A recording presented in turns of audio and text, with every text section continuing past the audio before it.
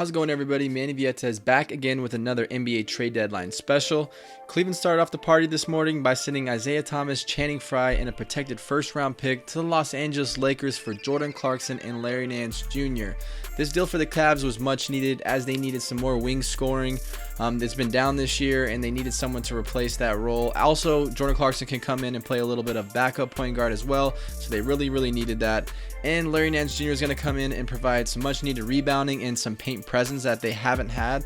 Although they have Tristan Thompson, they needed somebody else down there with him. And Larry Nance is a high flyer too, so don't be surprised if you're going to see a lot of lobs coming in the paint, which is something that the Cavs need to do. They need to have some post presence, especially if they want to make it deep into the Eastern Conference playoffs and ultimately make it back to the finals. In return, the Lakers are getting Isaiah Thomas and Channing Frye.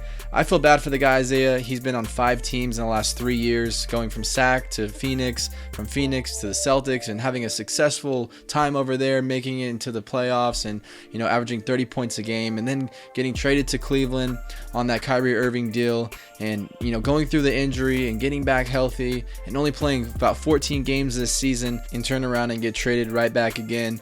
Isaiah Thomas, I know the work ethic he puts in, and it just is hard to see a guy like that being shifted around, have to move his family around, but the NBA is a business, and that's what it is. So Isaiah Thomas is on the move to the Los Angeles Lakers, probably going to stay there for a while and hopefully be that big all-star kind of player that will lure in other all-stars coming in the 2018-2019 season for the Lakers. Cleveland's second move of the day consisted of a 3-team trade involving the Sacramento Kings and the Utah Jazz. There was also a 4th team involved in there, but I'll get to that in a second.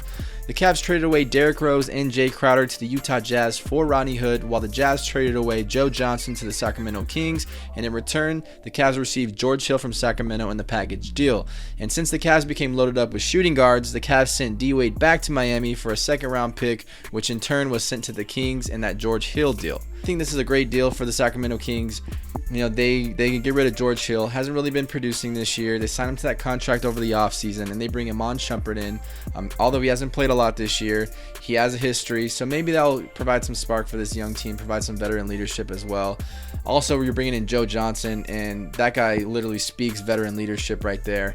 Having that guy in the locker room is not going to hurt any of these young Kings in there, so that's great to see as well. And we kind of got him through this Cavs deal, so it wasn't really that big of a burden on the Kings in the first place.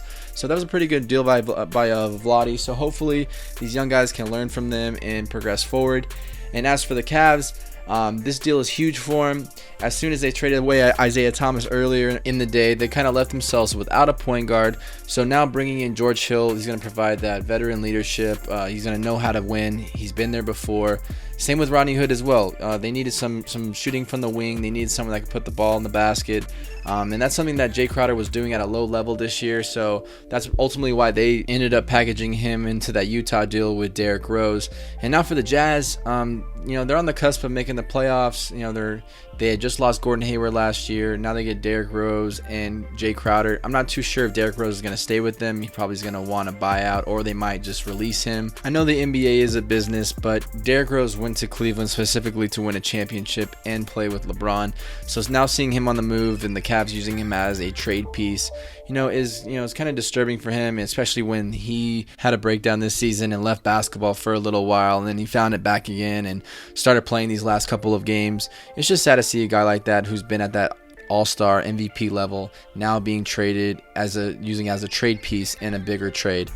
In more Kings news, Malachi Richardson was sent to the Toronto Raptors for Bruno Caboclo, and I'm hearing now that the Kings are going to release Bruno later today. And also a new deal that just broke as I'm making this episode.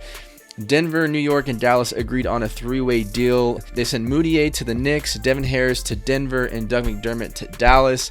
I remember when the draft was going on, Moutier was such a big target for the Knicks, and now that they have Porzingis and Moutier, maybe they can make some playoff push when Porzingis comes back next year. It's been a crazy day of trades so far. I'm sure there's going to be more to come as the deadline approaches within the next couple of hours. Keep it locked here on Cowbell Kingdom for all your latest NBA news, and if you enjoyed this video, give it a thumbs up and share it with your fellow NBA fans. To keep up with the latest NBA news, subscribe to the YouTube channel right now.